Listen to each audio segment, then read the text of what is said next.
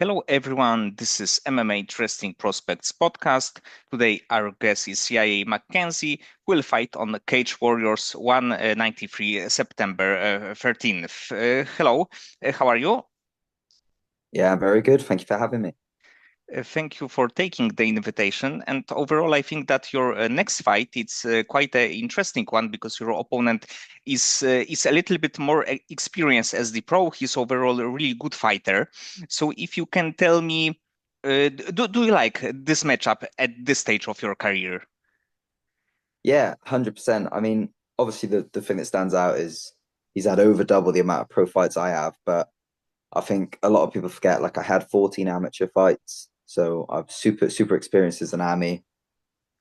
So yeah, I'm under experienced compared to him as a pro, but obviously I'm not going to take this fight unless I think it's winnable for me. So yeah, I think start like at this point in my career, I'm struggling to get fights against people with my experience level. That's kind of why I haven't fought since February, right? So I've been trying to get fights, had pullouts, turn downs against people of my experience level, and we kind of had to sit down with my coaches, and we decided like, it's time for me to take a step up in competition. I know I'm at that level. Obviously, I've just got to go out there and show it. And actually, I'm really happy that you are back in Cage Warriors. You fought there before against actually one of the also really good fighters. So it's I think that it's a very good sign. And overall about Cage Warriors, do you have a one fight deal with them, or it's a little bit like longer contract? So it's a one fight deal, but they have offered us a multi fight contract. But we're just going to take this fight, see how it goes, and kind of decide next steps from there because there might be other promotions out there that might offer us maybe a bit more money, or it might also be like an equally as big platform as Cage Warriors. So I think we're going to have this fight, and then we'll kind of reassess. Maybe we'll take the multi fight after that. And also, I noticed something interesting in your career because in your second pro bout, you fought in US. It was Yes. UFL. So if you can tell me what is like the story behind it, because usually, like few first fights, you are fighting in your country. Yeah. So it was actually supposed to be my pro debut. It was on that show, but I think they had a February show, and then UFL had a May show, and they couldn't get me on the February show. So I made my pro debut start of March 2023, just on a regional show, and then 7 weeks later, I then went and fought out in Memphis. But yeah, to be honest, it all kind of went through my management. So they sorted it all for me, but it was a super cool opportunity, obviously, because Rampage Jackson has shares in it. Frank Mir, I'm pretty sure, has shares in it as well. He was doing the commentary for the fight. I'd never been to America before either, so like that that'll stick with me forever, to be honest, that trip. But yeah, it was a really well run show. I just don't know. I think it was quite expensive for them to bring us all the way over from Wales, right? So unfortunately, I haven't had the opportunity to fight on that show again. But the memories from that trip will stick with me for sure. Yes, but definitely a great experience. And also, you fought in Spain, actually Yes. quite lately. Yeah. I am. That was awesome as well. Wow, we're a brilliant promotion. Really looked after us. Super professional. Like gave us everything we needed. Transported us everywhere. Um, Obviously, we weren't super happy. It was a close fight looking back, but I still think, every time I watch it, I still think I won that fight. Um, and for it to go unanimously on all scorecards to my opponent, the whole thing was a little bit, weird because the CEO of the company was also my opponent's head cornerman. So it kind of left a sour taste in our mouth. But I was actually supposed to fight in there on June on short notice, and then the guy we accepted the fight against pulled out. So like I'm not like opposed to going back there, but if I do, I can't be leaving it to the judges, right? So Yes, it probably wasn't like the best scorecard of the year, let's say. yeah, no, definitely not. But everything happens for a reason. So yeah. But in the end, you have this kind of style that you are always going for the finish. So it's quite like, let's say, rare thing that you are fighting, that you fight full 15 minutes. So probably in your upcoming fight you also will be hunting for maybe some submission. Yeah, submission, knockout. I don't care. I don't see this fight go to the scorecards. Um, I don't want it to go to the scorecards, to be honest. I don't get paid overtime, right? So I'd rather not have a fit. You know, if I do have a 15-minute war and it's a really good fight, great. But at the end of the day, I don't get paid any extra for going 15 minutes or going 1 minute, right? So I'll be looking for the finish nice and early, get out there with no injuries. And if you can tell me how old were you when you went to the MMA gym for the first time? So I just turned 15 when I started MMA, but I started judo when I was little at about 4. And I think I did that till I was like 10 or 12, but I don't know, I couldn't really get into it as a kid. I think there was too many rules for me in judo. And then I tried loads and loads of different sports. And then one day my mate was like, "Oh, do you want to come to this MMA gym with me?" Never watched MMA, didn't know what it was. And I literally did one wrestling session and I haven't looked back since. So yeah, it was a good decision. So when you were 15 and you were in the MMA gym for the first time, did you think that it will be like your even like career, the way that you will like earn your money, or it was just let's see what's gonna happen? Well, like I said, I didn't even know what MMA was, right? So I think I went on the timetable and I saw it was like wrestling, striking, Brazilian jiu-jitsu. I think I obviously knew what wrestling was and I knew kind of what striking was, but I didn't know what Brazilian jiu-jitsu was. I'd never watched MMA on telly. So before 20, God, I don't even know, 2017 when I started, um, was it 2016? I think it was 2016 I started, yeah. When it was 2016 when I started, I'd never watched MMA on the TV before or anything. So I started train. A lot of people will watch it on TV and then they'll go and start training it. I just started it because my mate asked me to, and then from that I started watching the UFC and stuff. But yeah, I didn't even know you could make a career of it. Like I said, I didn't even know what it was when I walked in that gym for the first time. And your friend, is he still like training or fighting or no? Uh, he still trains, but more on like a casual level. Like he had a couple amateur fights, but he never kind of pursued it as a career, basically. But yeah, he still trains, but he's also moved to Bristol. So I speak to him like every day, but I'm not 100% sure like how hard he's training or anything. But I know he still does it for like recreationally. So it also is a kind of like funny thing that he like let's say brings you there, and in the end you are like the pro fighter. Yeah, I mean he did I can't remember. He asked me to come, and then we both started training together, and we were training for like a year and a half non-stop before the first gym we were at closed down. And I kind of, I guess, like in a way, kept him accountable, made sure he kept coming to training and stuff. Because he did say to me at like one point, the reason he's still training was because of me, because I was kind of on to him, oh, like come training. Maybe he wouldn't want to, and then I'd like be like, no, come anyway. Um, but yeah, I mean, again, neither of us knew it would kind of end up like a career like this. Do you know what I mean? It's crazy how it's all worked out, to be honest. And if you can tell me more about your current gym and maybe a little bit about the fighters that you have there that you can train and spar with. Yeah, so I currently train at two gyms. I train out of Craig Ewer's Academy in Cardiff.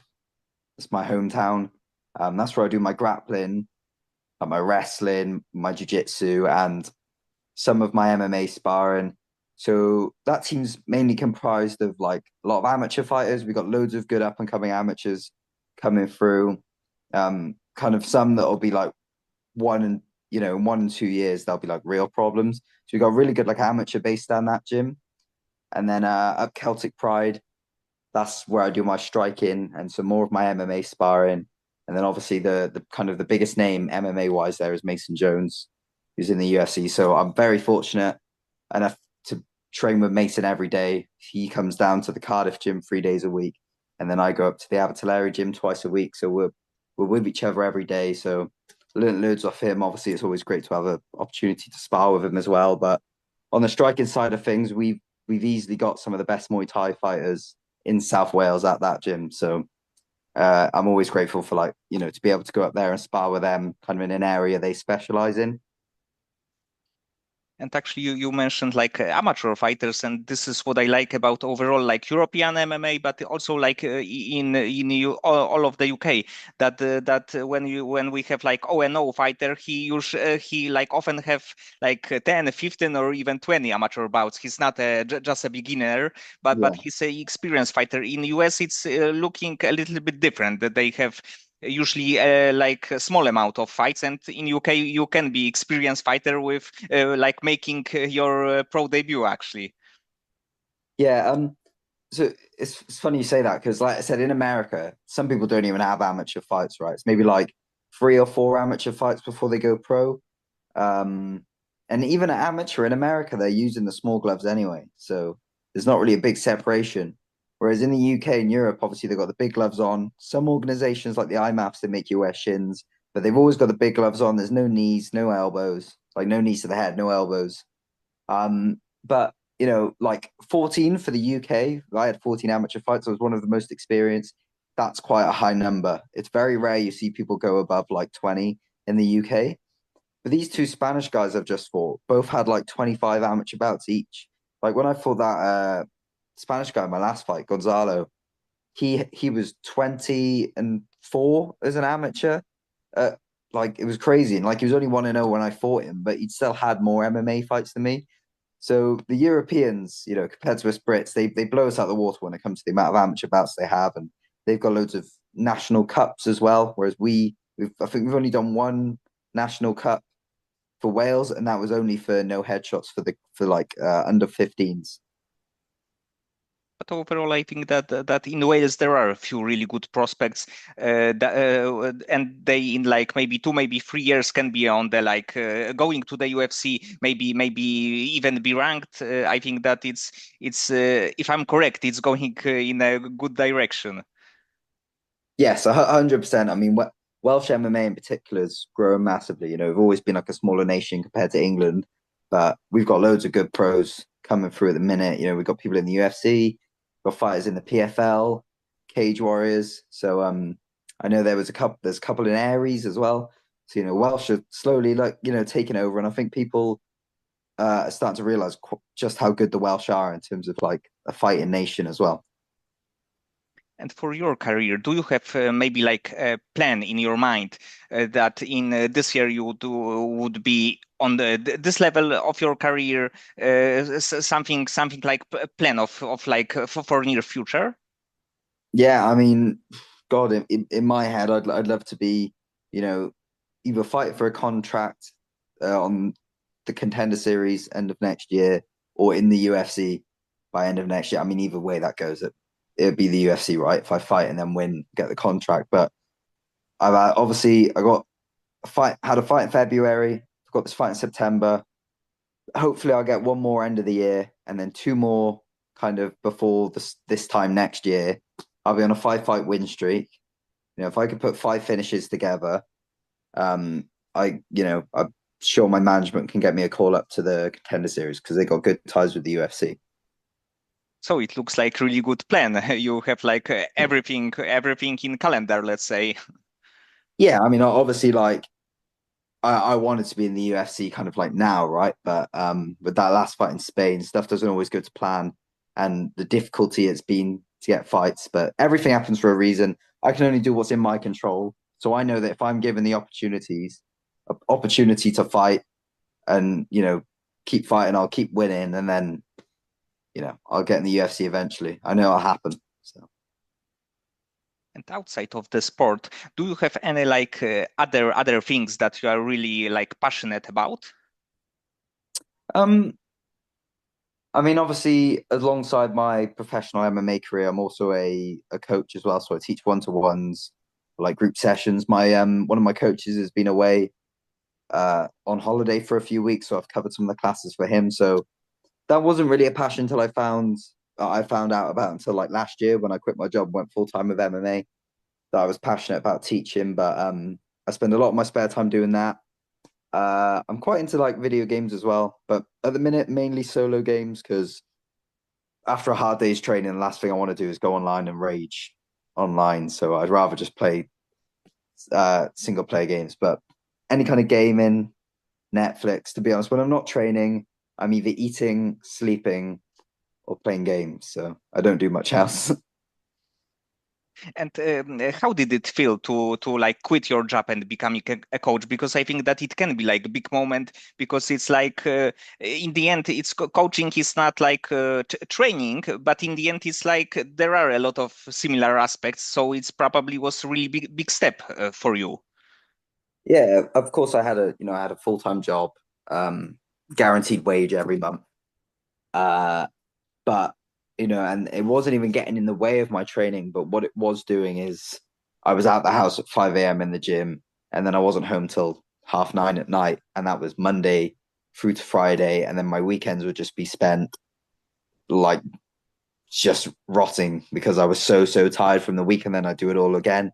So like, for the 5 years I was working full time after I left school, I had no life. I was okay with that because obviously I was chasing the dream, but it kind of come a point after my first pro loss in April last year where I said that like if I wanted to get to where I believe I can get to, I need to put everything into it, and that's the recovery. I need to put everything into the sport, and I don't want to think about anything else. So it was a big leap, but my family were supportive um, in ways they can, not necessarily always in agreement, but I kind of told them I was going to do it, and they had to accept it. Um, but yeah, since then I've got more sponsors. I've built a coaching business.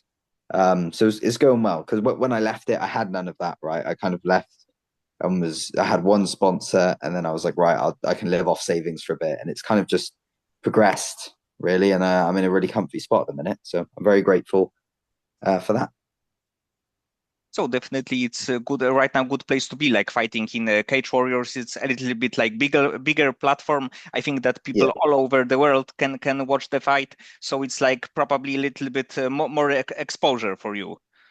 yeah, exactly. I mean, exposure is super important. I'm trying to, you can't just be a professional fighter or just a full-time fighter anymore. You've got to be an influencer as well, right? So you've got to be pumping out content. So I've been working with my videographer, and we're just trying to pump out more like professional style content, and doing fight vlogs and stuff like that. So uh yeah, and obviously you want kind of like a backup for after fighting, right? Because after fighting you've got to do something. So to get like, Michael Bisping's a perfect example, Demetrius Johnson, they're all pushing their YouTube channels, and then they're making a living off that now as well. Okay, so many thanks for the time and for conversation.